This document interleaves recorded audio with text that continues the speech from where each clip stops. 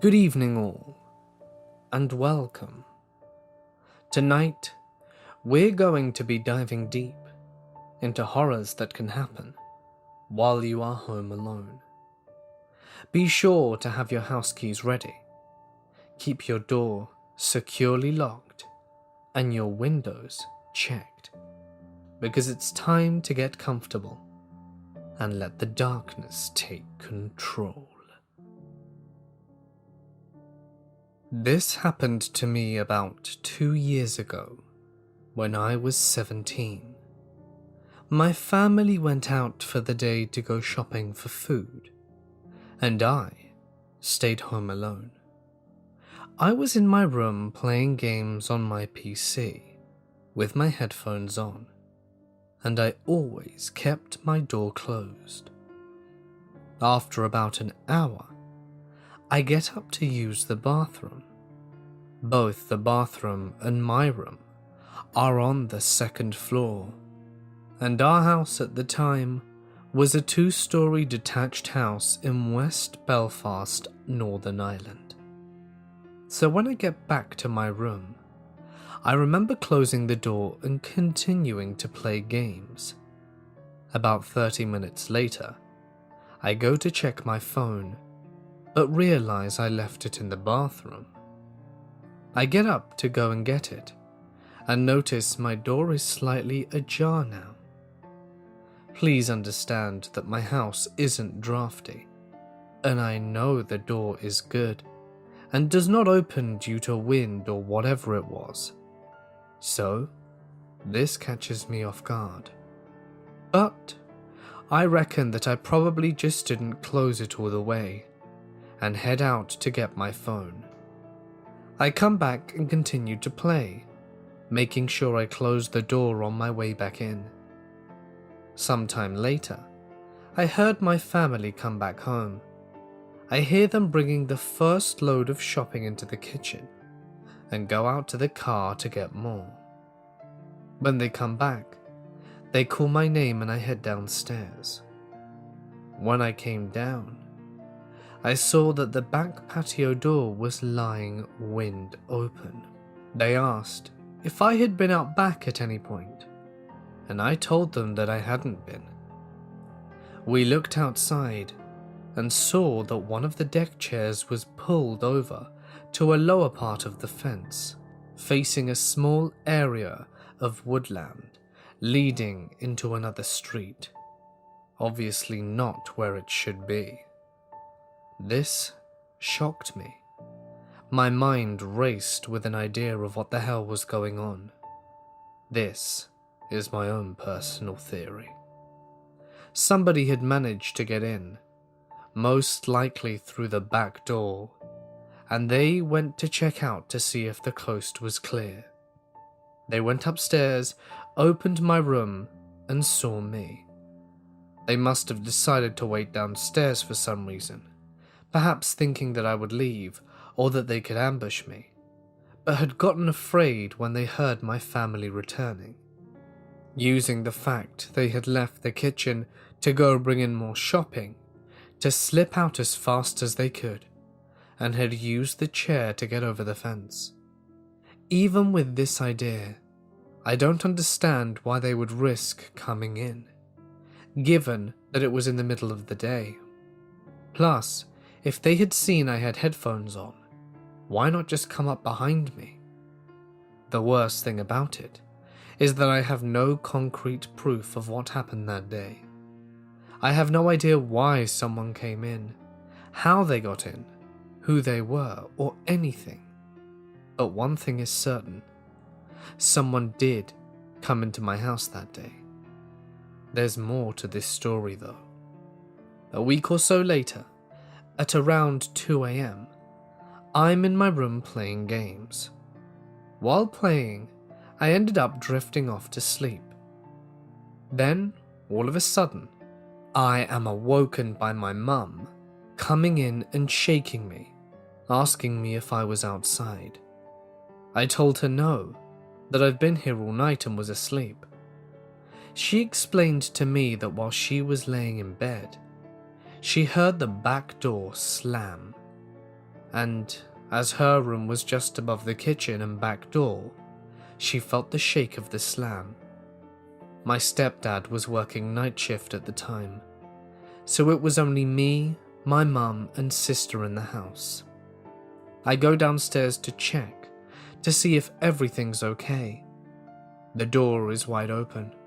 Our back garden was in pitch black darkness, so not knowing if anyone was out there, I close and lock the door and looked around the garden from the inside with a torch. I don't see anyone outside and decide to stay downstairs for a few hours, keeping a lookout. The next day, we changed the locks. The strange thing is about both these instances, nothing was stolen. None of our things were missing, and it seemed that nothing had really been moved or any drawers looked through. I have absolutely no explanation for this, and to this day, it baffles me. We have discussed getting the police involved, but we feel that because there was no serious evidence of a crime taking place, and that we would be moving out in a matter of weeks, we thought there wouldn't really be anything they could do to help. So we just changed the locks and made absolutely sure to keep everything on lockdown until we left. This happened in 2003, when I was very young. At the time I lived in a small condo, 1 bedroom, 1 bathroom, and a connected living room and kitchen, with an island between, and a spiral staircase with random miscellaneous things stored underneath. I was living with my dad, and a mother who was out of the picture. It was Saturday, and I remember specifically watching the TV show codename Kids Next Door. I was in my bedroom after waking up, and my dad worked a lot of the time, but was such a nice guy that he left the TV on Cartoon Network, as he knew it was my favourite channel.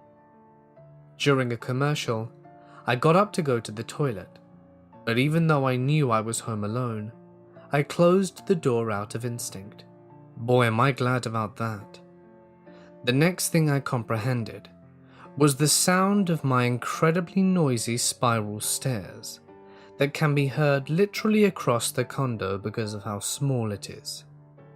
They began to rapidly make noise that got quieter over the course of about 2 seconds, telling me that whatever made the noise was going downstairs, and fast.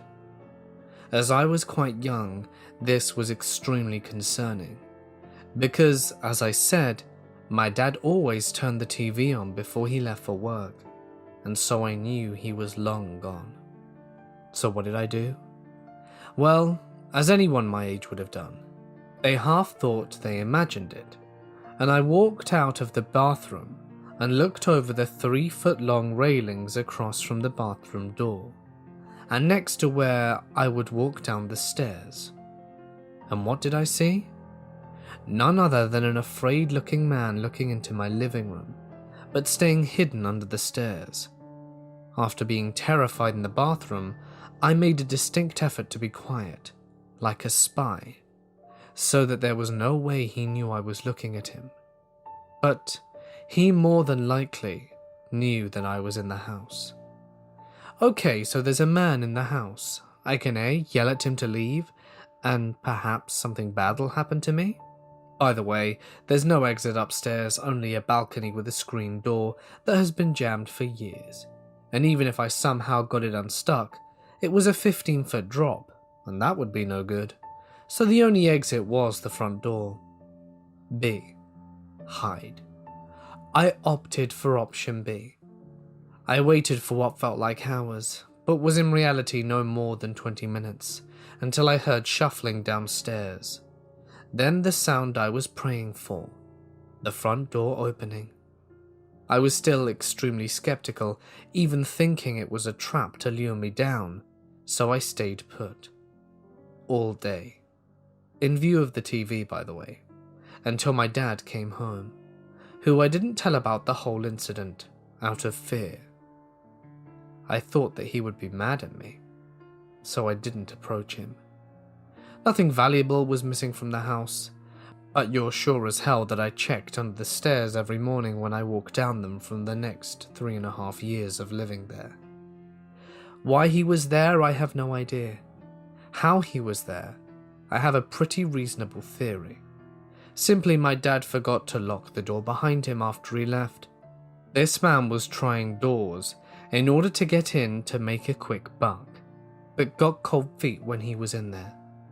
That's my best theory, and I'm glad I never had to find out. My mum used to date sketchy guys when I was a teenager. I didn't live with her much because she was a horrible role model, so my grandmother raised me for a big chunk of my life.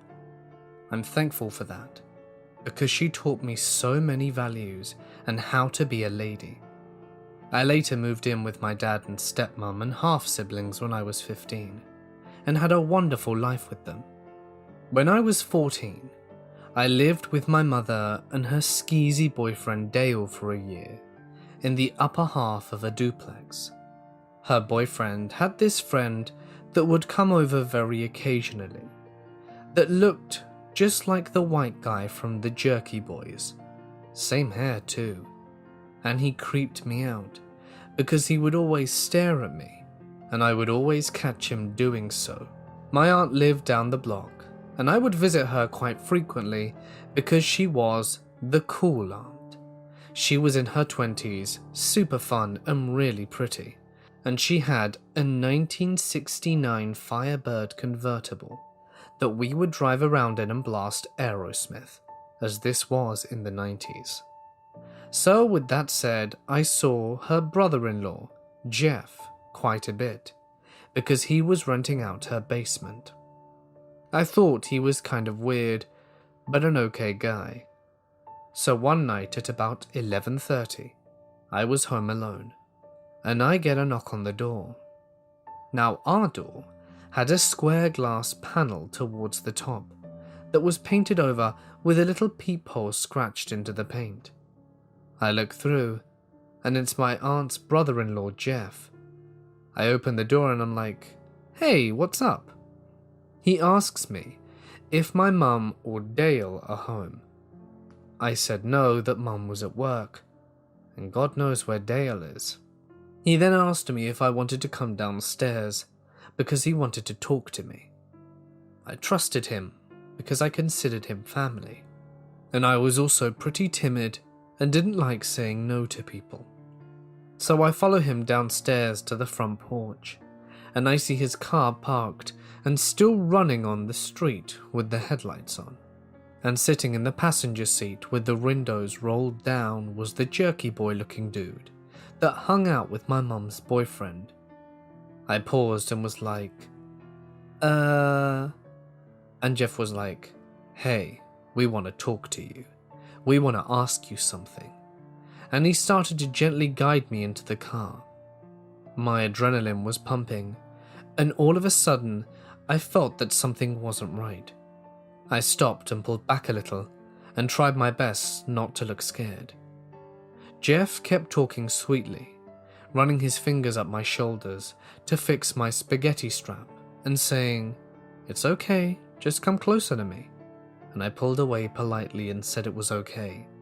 He can ask me right here. He kept sweetly trying to convince me to just come into the car so that we could talk, and said that it was okay if I was scared. I could just stand in front of the headlights. The second he said stand in front of the headlights, my stomach did a leap, and my whole body started to feel electrically charged, because I knew if I were to stand in front of the headlights, I would not be able to see and it would distract me, thus making it easy for one of them to grab me.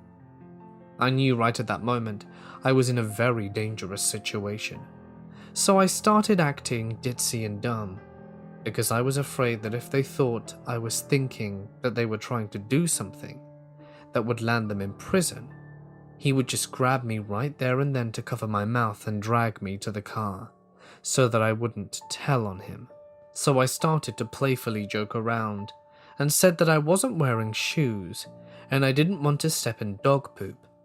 Then I see Jerky Boy start to come out of his car, and then I just sprint to the house fast. I ran up the stairs and locked the door. I was shaking so badly. Jerky Boy knocks on the door about a minute later and is looking through the makeshift peephole. He starts saying that he needs to talk to my mum's boyfriend. I say that he wasn't home, so he goes away from the door, but I didn't hear him go down the stairs. Then 30 seconds later, Jeff comes up and knocks and is talking through the door, saying that he needs to talk to my mum's boyfriend, and he tries to open the door, but it's locked. I repeat myself and let them know that they weren't home. Jeff starts saying things like, "I'm sorry we scared you, honey. We just want to talk to you about your mum and Dale," and give other awful excuses. I was scared that they were going to try and kick the door in, so I decided that I was going to try and sneak out the back. I walked towards the back door, and thank God that I looked out the back window first, because I saw Jerky Boy standing downstairs at the back door. So Jeff was at the front door sweet-talking me, and his friend was waiting by the back door. I know what you're probably thinking, right? Call the cops. I don't know why I didn't. I think it was because I was so naive and timid, and this guy was my uncle. I was also questioning myself and my judgment, because Jeff kept reassuring me at the front door. So I get to the front door, and Jeff is still there talking to me, and telling me that he felt bad for scaring me. And I tell him through the door, trying my best to disguise any hint of fear, that it was okay, and that I was sorry I got spooked, and that it wasn't his fault, and I just tried my best to placate him and convince him that I believed him. They eventually left, and once the coast was clear, I snuck out and ran to my friend's house next door. I didn't tell them anything. I just said I was scared and wanted to stay there until my mum came home later. I did tell my mum though. Nothing really happened, and I thankfully moved to my dad's house 45 miles away 3 months later, and I never saw him again. When I look back on it now, years after it happened, I only perceive just how dangerous of a position I was in. I'm so glad I stuck with my gut, ran back and locked myself in, because as most of you can imagine, they had very nefarious plans for me indeed. Let's go all the way back to the mid-80s. We lived in the suburbs in a close-knit community, so I never had worries. 11-year-old me is home alone during summer break from school. My mum and dad both worked, so I was just chilling in the living room, blasting the stereo with the front door open. So a bit of backstory. My cousin was dating a guy named Jeff. They're married now with kids. Me and him hit it off instantly. He was a few years older, but treated me like a little brother, so we'd talk and pester each other quite a bit. At this time, we were fairly new in the friendship, but he would call to check up on me. The phone rings, and at this time I didn't have all the fancy things like cell phones or even caller ID. We had a push-button phone, which we brought to replace the old-school rotary dial phone not too long before then. And the conversation goes like this. "Hello? What's going on?" I think, cool, it's Jeff. "Nothing, just hanging around the house." "Are your parents home?" Jeff knew my parents worked, but perhaps he thought it was their day off. "No, they're both at work, man." "Ah, okay. So what are you wearing?" This is a bit of an odd question. Is Jeff just messing with me? T-shirt and shorts?" "Are you wearing underwear?" It dawned on me at this moment that it's not Jeff. It sounded like him, but my gosh, it wasn't him. Who is this? David. David who? David Sanders. What do you want? I just want to talk to you. I have to go. Okay. See you soon. I hang up. At this point, my mind is racing. I've no idea what just happened. Who the hell did I speak to? And, well, I told him that my parents weren't home. Wait, did he just say talk to you soon? Nah. Okay, I've heard of prank calls before. Someone was just calling random people and messing with them for sure. Yeah, it must have been that. So for about 20 or so minutes, I'm roaming around my house with the door open, blasting music and trying to shake off the call. My mind keeps repeating that last line. See you soon. There's no way he could have been serious, right? Okay. Let's go ahead and shut and lock the front door just to be sure. 3 minutes later, there's a knock on the door. I walk up to the front without opening and ask through the door, "Who is it?" It's David. No way. I step to the window by the door and peek out. Sure enough, it's a guy in his mid-20s, smiling, giving me a wave. This cannot be happening. What do you want? I just want to hang with you. My mind is blank. What do I say? What do I do? My dad is home. He's in the bathroom. Oh. Okay. Bye. No way can it be this easy. Of course not. I see the doorknob start to turn. This guy is trying to get in. Fortunately for me, it's locked. I wait a few seconds and look out the window. No one's there. Wait. What was that? I hear someone in the bushes by the front bedroom. I run there and see the guy is trying to open the window. He tries the next one, and the next one, but they're all locked. If I'd have been an adult, I would have dialed 911 as soon as he showed up, and spoken to him through the door until they arrived. But, as an 11-year-old, I called my mum.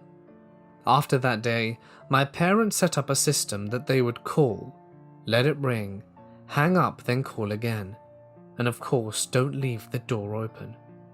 I never heard from David again, though when I was older, I sure thought I would have liked to, and to explain to him why he shouldn't be there chatting up young boys. I was at home at my previous apartment, alone. This is a not so great neighborhood. My apartment was on the ground level, and my bedroom window faced a back alley. A dumpster sat less than 2 car lengths away, where homeless people often rummaged. Just before dawn one morning, I heard a tapping at my window. My back was to the window, and my eyes were now wide open. It was still dark outside. I sleep with my lamp on, and my worn-out vertical blinds were missing a slat, causing a 6-inch gap. So I knew that whoever the source of the tapping was, could see me lying in bed plain as day. The tapping was brief, maybe 5 to 6 taps, so I spent the next 5 seconds or so frozen, bizarrely trying to convince myself it was something/anything but a person watching me and tapping at my window. But then came more tapping. Now I was faced with the terrifying reality that something had been watching me through my window in the dark for who knows how long, and he decided to tap on the window. Had one of the homeless people become aggressive during their dumpster dive? Something told me that nothing good can come from turning around and looking at the window. If he got me to look at him, what then? Remember, my back was to the guy, so I sat up slowly, rubbing my eyes, and pretended I was too groggy to hear him. I stood up and hazily made my way out of my bedroom, as though I were going to the restroom. Once I was out of sight, I ran and called 911, considering whether to forget any embarrassment of being in my t-shirt and underwear and bolt out of my front door, which was out of sight from the intruder. I just wasn't sure if I could outrun whoever it was, or whether anyone would help me if I couldn't. Before I could make a decision, I heard the loud pop of my window being pried open. I thought my heart would jump from my chest. At the same time, I could hear my upstairs neighbor Mike descending his stairs. I opened my door a few inches and peeked out to ask for his help. Mike was a big guy, and I'd heard he was trained in martial arts of some sort.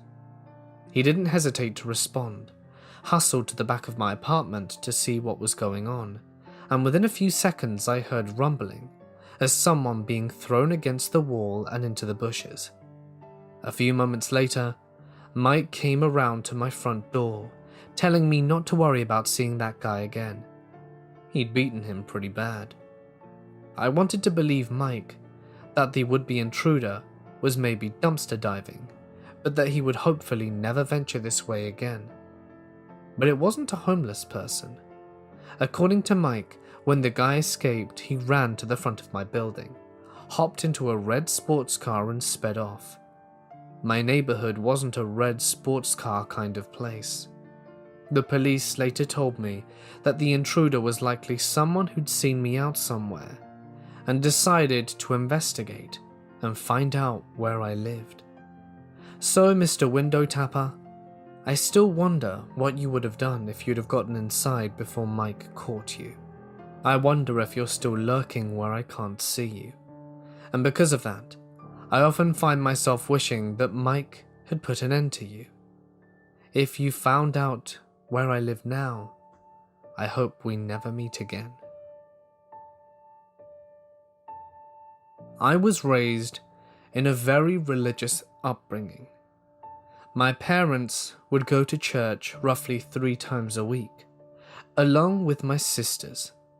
However, me being the oldest, and my parents not being too forceful about their religion, I became detached and started not going to church. I'm glad that they were super cool with it. Our church could be intense at times, and there were other families who, when their kids decided not to go, would get disowned. But that really isn't relevant to the story I'm telling today. So, I was home alone. My parents and 2 sisters had gone to church. I was playing on my Xbox and chatting to a few friends while we were doing a task in-game. When all of a sudden, I hear something. Plates. The sound of plates breaking downstairs. I pause for a second and listen intently. There's something downstairs. It sounds like someone's trying to pick up the fragments of whatever was broken. It was a very strange sound. I could hear them distinctly putting them from the floor onto the counter. Were my parents home already? I looked at my phone. They'd only been gone an hour. They're usually gone 3. I was a bit weirded out now. So, I told my team I'd be back in a minute and crept down the stairs to investigate. When I got to the bottom of the stairs, I looked around the corner to listen, trying my best not to make any sounds. That's when I saw him. A man in a mask, still picking up fragments of a mug that had been on our coffee table. The way our house is positioned is that when you open the back door, if you swing the door a bit too forcefully, you can actually hit the table or chair. He must have done so, and in doing so, a mug that was too close to the edge shattered. That was the sound that I heard. However, now I had a problem. There was a stranger in my house without my consent, and I was home alone. In a moment of panic, I stood completely still and debated my options. I could run upstairs. I could try and fetch something to potentially deter this intruder, or I could hide and call for my parents and the cops. Still completely unsure of where I stood, I looked to my left, just underneath the stairs, and saw, very thankfully, that my sister's baseball bat was just there under the stairs. In a moment of bravery, I picked it up and ran screaming like a madman at the top of my lungs, bat in the air.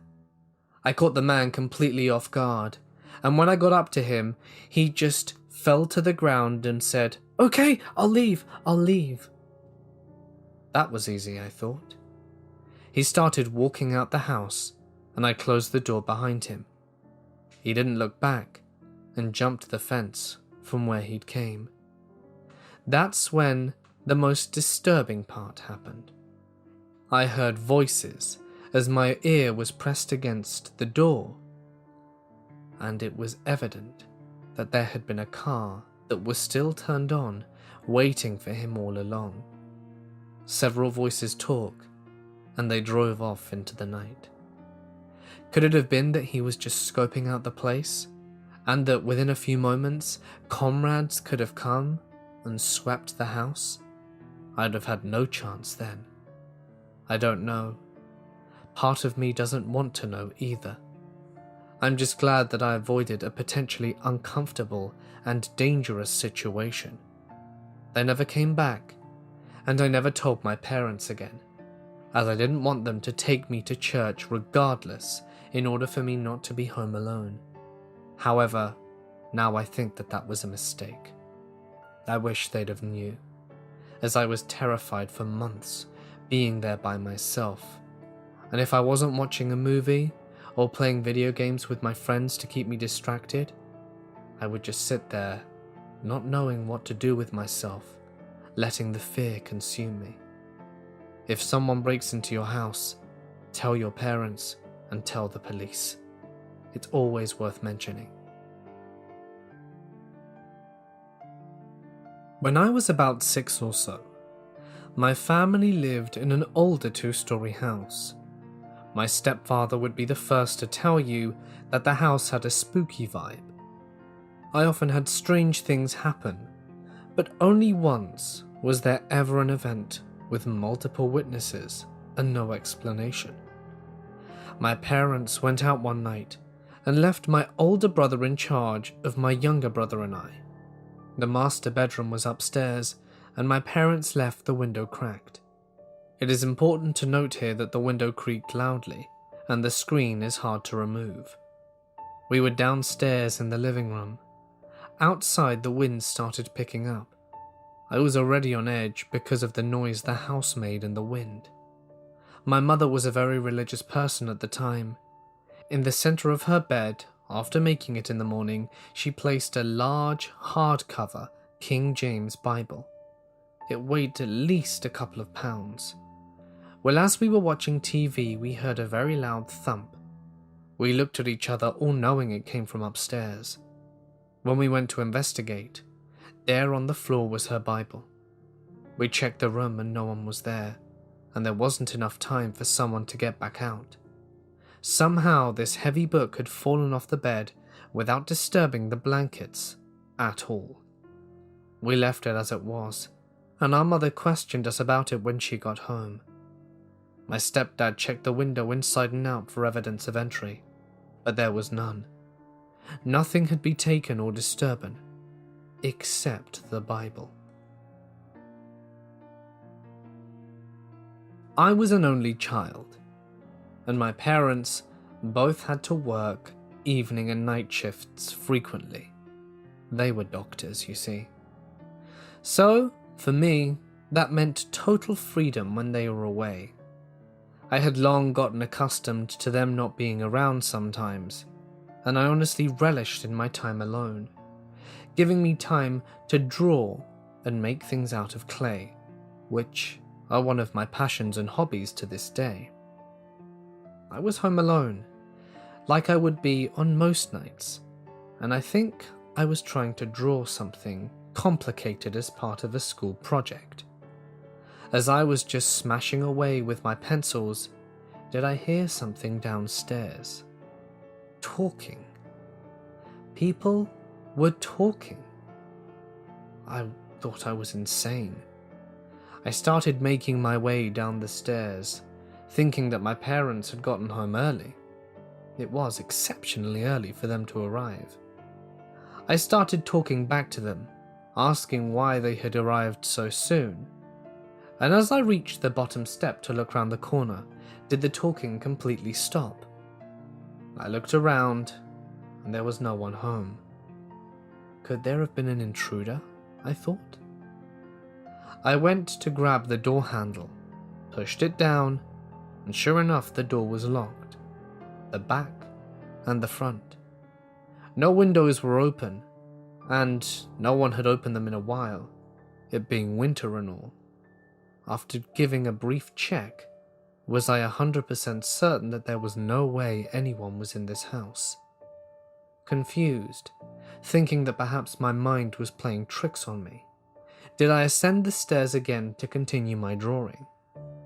But not 20 minutes later, did the talking start up again. This time, more animated.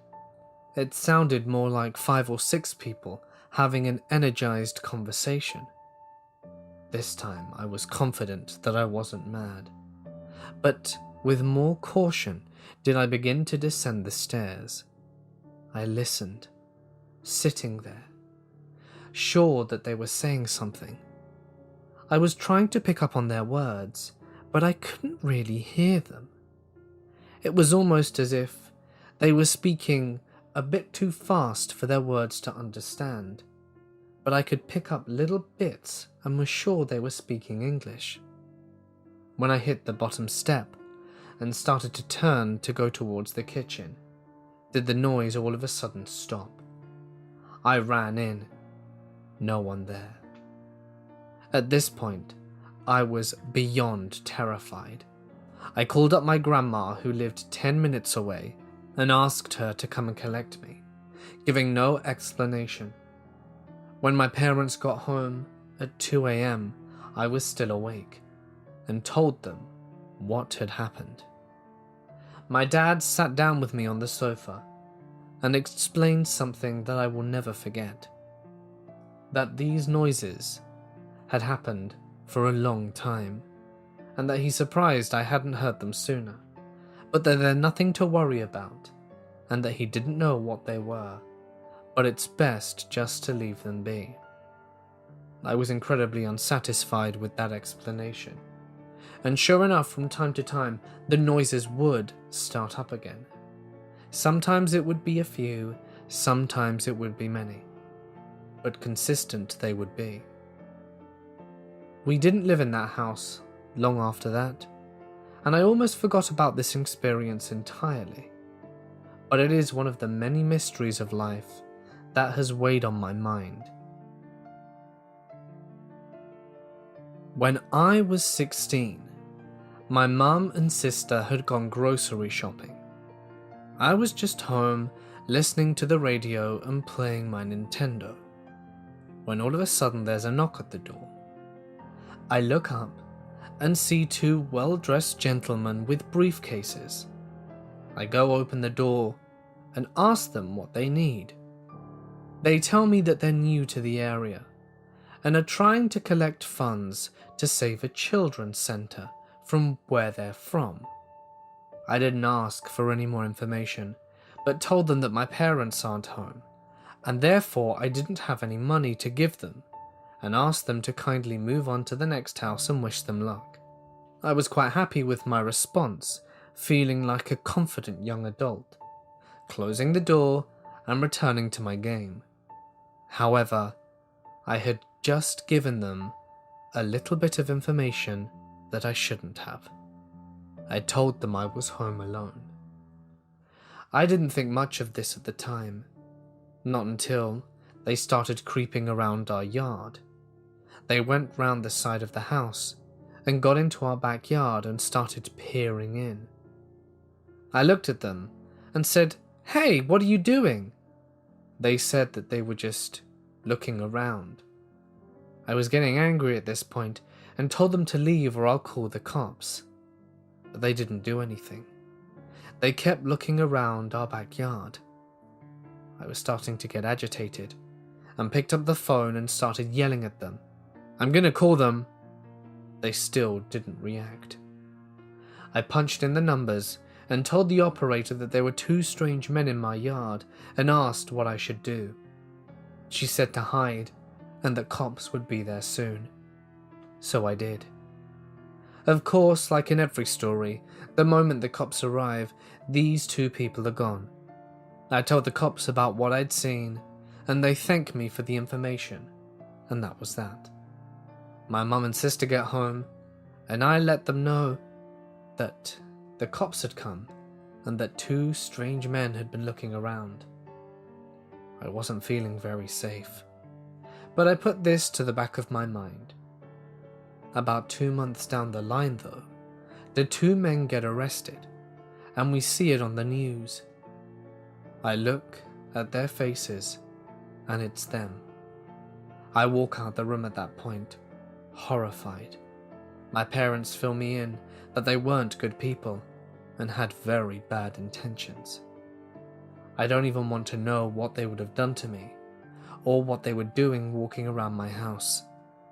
I just know that I'm lucky I called the cops and that they responded so quickly, as things could have taken a very different turn had I not acted on impulse.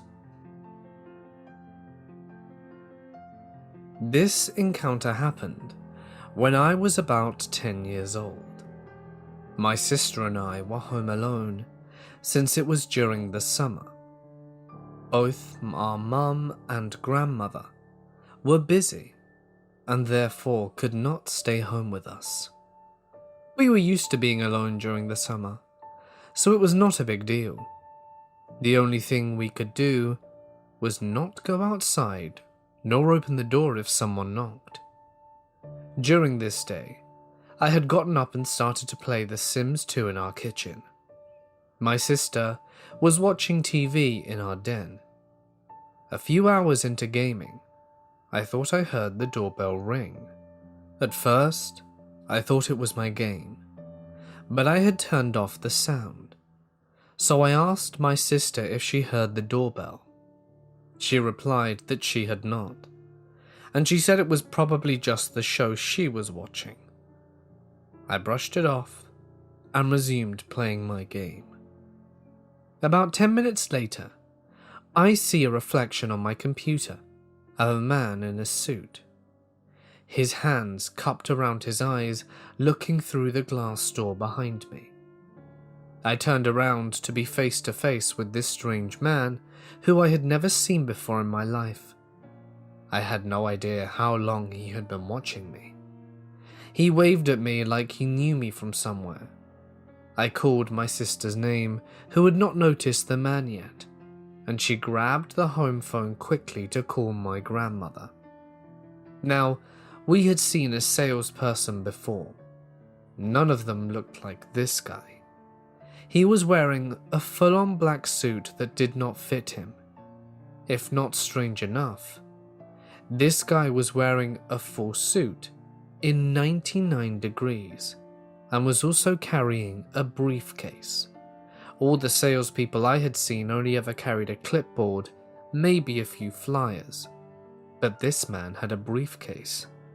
The next flag that came with this guy was when he walked around our house to come to the back door, which during his little trip, he would have seen that there wasn't a car in the driveway, indicating that no one was home.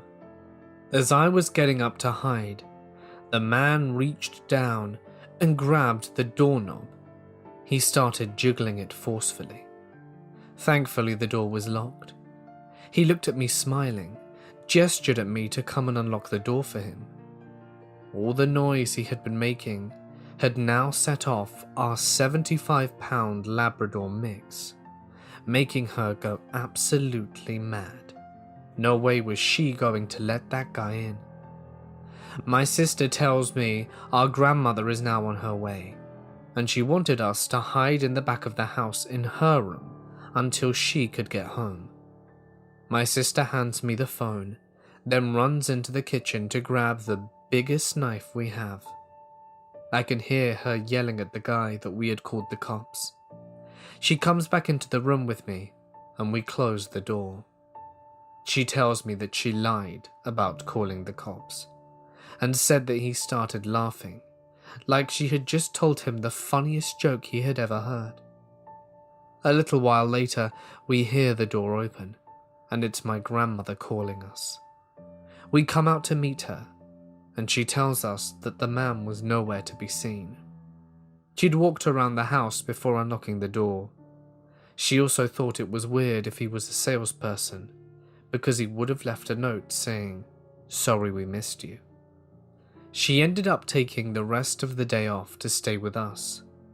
Also, she could watch to see if the man would come back around. It's been 11 years since this encounter, and I still do not want to know what was in his briefcase.